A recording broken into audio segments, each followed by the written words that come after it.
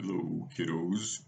Okay, last time Merry and Pippin were telling their story to the rest of the fellowship, uh, except for Sam and Frodo, whom we still haven't seen yet. So let's pick up the story there.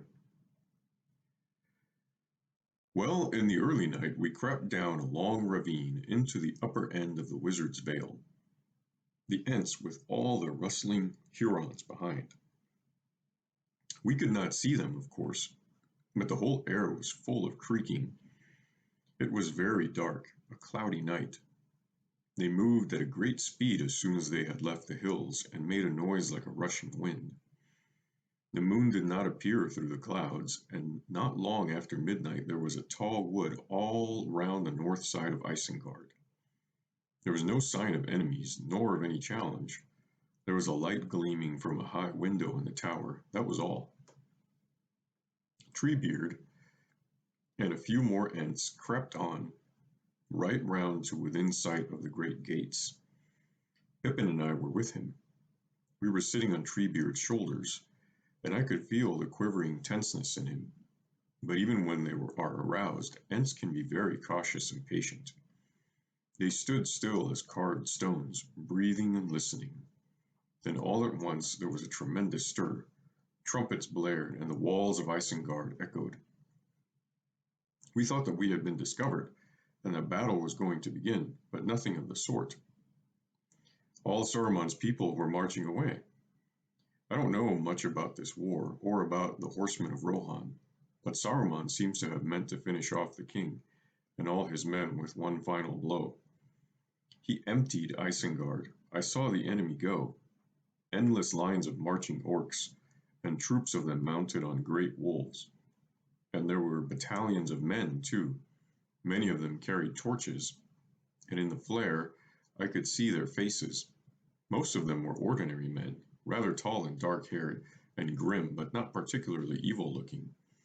But there were some others that were horrible, man-high but with goblin faces, sallow, leering, squint-eyed. Do you know, they reminded me at once of that southerner at Bree, only he was not so obviously orc-like as most of these were. I thought of him too, said Aragorn. We had many of these half-orcs to deal with at Helm's Deep. It seems plain now that southerner was a spy of Saruman's. But whether he was working with the Black Riders or for Saruman alone, I do not know.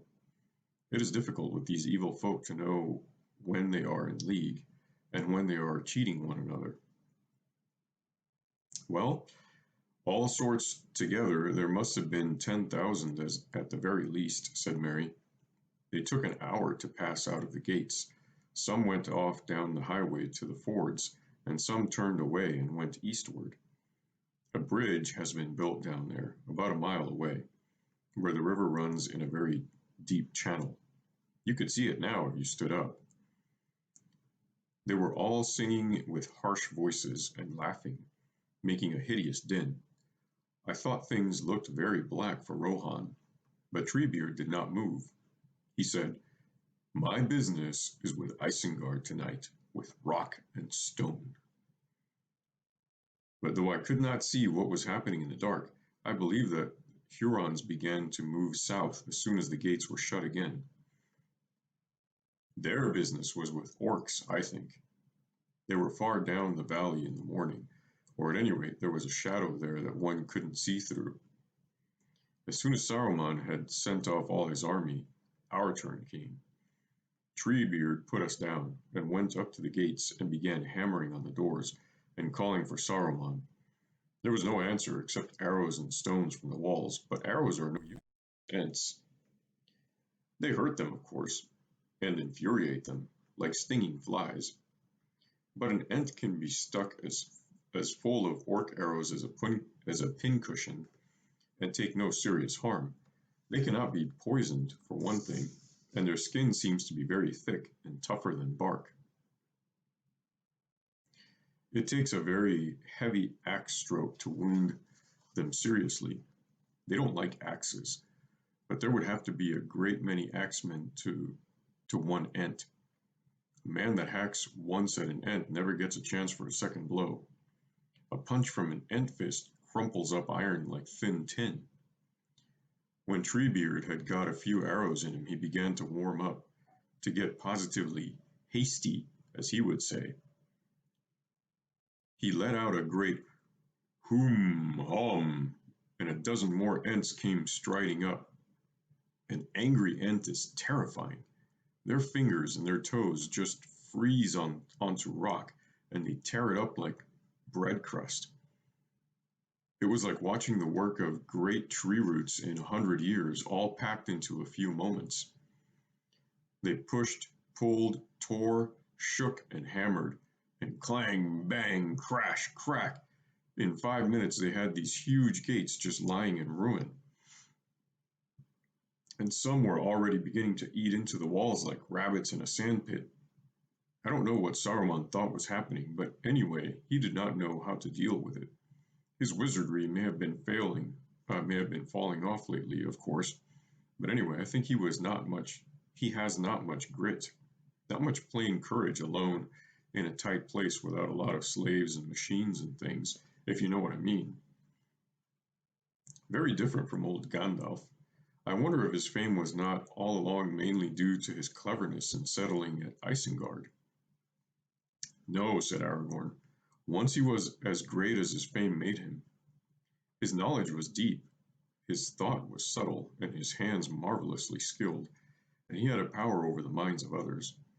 The wise he could persuade, and the smaller folk he could daunt. That power he certainly still keeps.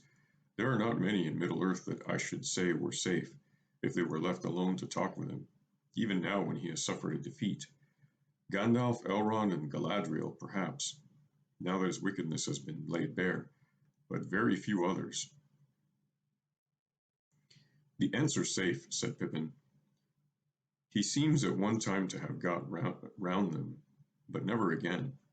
And anyway, he did not understand them, and he made the great mistake of leaving them out of his calculations. He had no plan for them, and there was no time to make any once they set to work. As soon as our attack began, the few remaining rats in Isengard started bolting through every hole that the Ents made. The Ents let the men go after they had questioned them, 2 or 3 dozen only down at this end. I don't think any orc folk of any size escaped, not from the Hurons. There was a wood full of them all around Isengard by that time, as well as those that had gone down the valley. When the Ents had reduced a large part of the southern walls to rubbish, and what was left of his people had bolted and deserted him, Saruman fled in a panic. He seems to have been at the gates when we arrived. I expect he came to watch his splendid army march out. When the Ents broke their way in, he left in a hurry. They did not spot him at first, but the night had opened out, and there was a great light of stars, quite enough for Ents to see by, and suddenly Quickbeam gave a cry. The Tree Killer! The Tree Killer! Quickbeam is a gentle creature, but he hates Saruman, all the more fiercely for that. His people suffered cruelly from orc axes.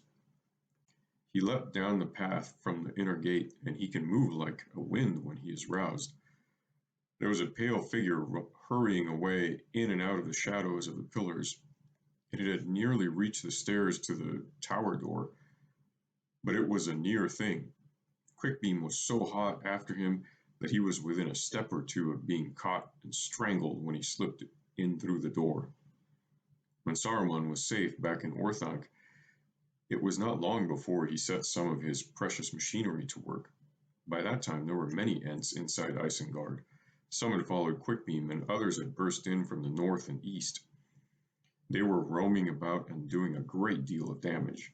Suddenly up came fires and foul fumes. The vents and shafts all over the plain began to spout and belch. Several of the Ents got scorched and blistered. One of them, Beachbone I think he was called, a very tall, handsome Ent, got caught in a spray of some liquid fire and burned like a torch. A horrible sight. That set them mad. I thought that they had been really roused before, but I was wrong. I saw what it was like at last. It was staggering. They roared and boomed and trumpeted until stones began to crack and fall the mere noise of them, Mary and I lay on the ground and stuffed our cloaks into our ears. Round and round the rock of Orthanc and the Ents went striding. Round and round the rock of Orthanc the Ents went striding and storming like a howling gale, breaking pillars, hurling avalanches of boulders down the shafts, tossing up huge slabs of stone into the air like leaves. The tower was in the middle of a spinning whirlwind. I saw iron posts and blocks of masonry go rocketing up hundreds of feet and smash against the windows of Orthanc. But Treebeard kept his head. He had not had any burns, luckily. He did not want his folk to hurt themselves in their fury, and he did not want Saruman to escape out of some hole in the confusion. Many of the Ents were hurling themselves against the Orthanc rock, but that defeated them. It is very smooth and hard. Some wizardry is in it, perhaps, older and stronger than Saruman's. Anyway, they could not get a grip on it, or make a crack in it, and they were bruising and wounding themselves against it. So Treebeard went out into the ring and shouted. His enormous voice rose above all the din. There was a dead silence suddenly. In it, we heard a shrill laugh from a high window in the tower. That had a queer effect on the Ents. They had been boiling over. Now they became cold, grim as ice, and quiet. They left the plane and gathered round Treebeard, standing quite still. He spoke to them for a while in their own language. I think he was telling them of a plan he had made in his old head long before. Then they just faded silently away into the gray light.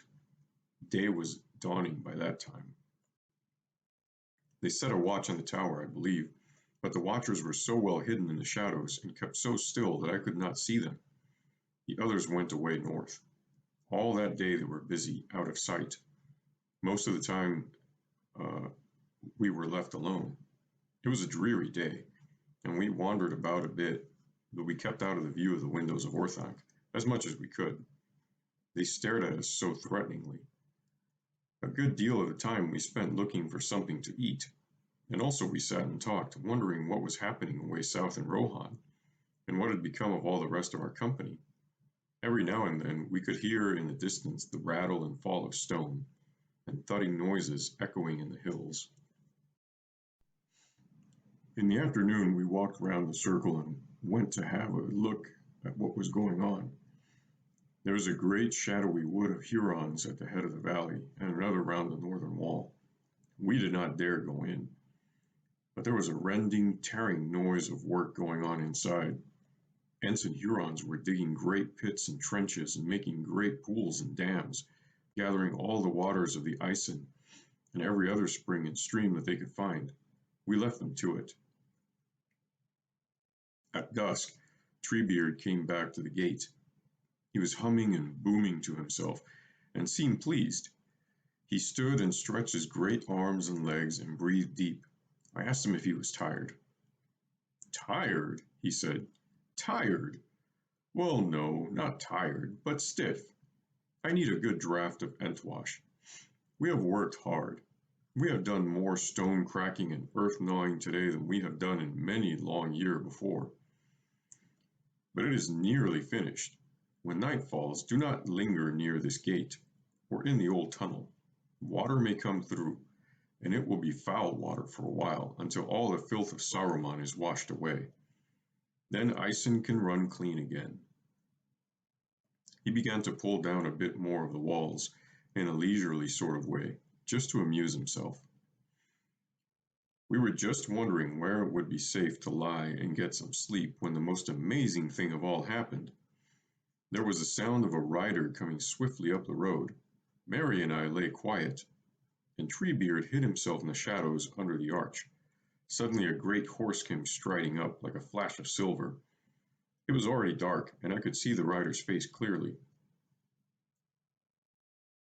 It was already dark, but I could see the rider's face clearly.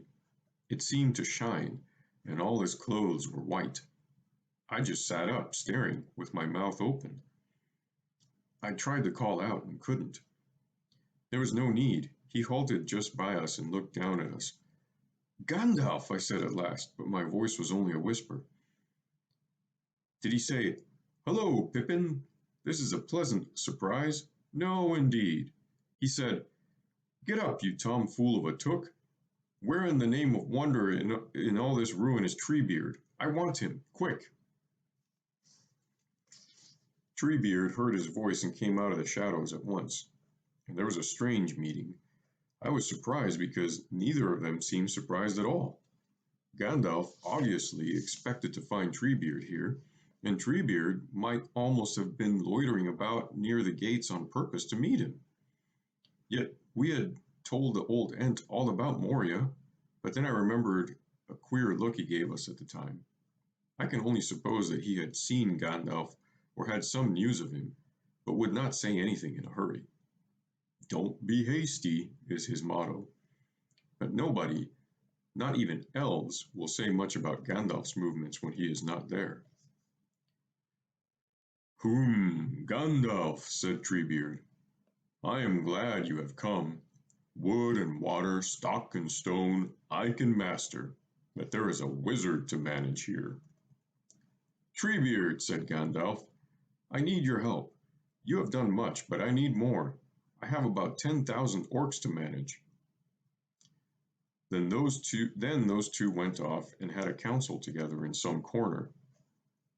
It must have seemed very hasty to Treebeard, for Gandalf was in a tremendous hurry, and was already talking at a great pace before they passed out of hearing.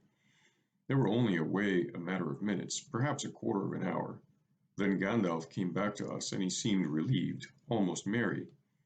He did say he was glad to see us then. But Gandalf, I cried, where have you been? And have you seen the others? Wherever I have been, I am back, he answered in the genuine Gandalf manner. Yes, I have seen some of the others, but news must wait. This is a perilous night, and I must ride fast, but the dawn may be brighter. And if so, we shall meet again. Take care of yourselves, and keep away from Orthanc. Goodbye. Treebeard was very thoughtful after Gandalf had gone. He had evidently learned a lot in a short time and was digesting it. He looked at us and said, Well, I find you are not such hasty folk as I thought. You said much less than you might, and no more than you should. This is a bundle of news and no mistake. Well, now Treebeard must get busy again. Before he went, we got a little news out of him, and it did not cheer us up at all. But for the moment we thought more about you three than about Frodo and Sam, or about poor Boromir, for we gathered that there was a great battle going on, or soon would be, and that you were in it, and might never come out of it.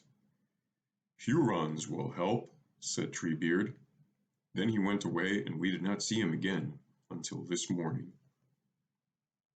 And that's where we stop tonight, kiddos. I love you always and forever, no matter what.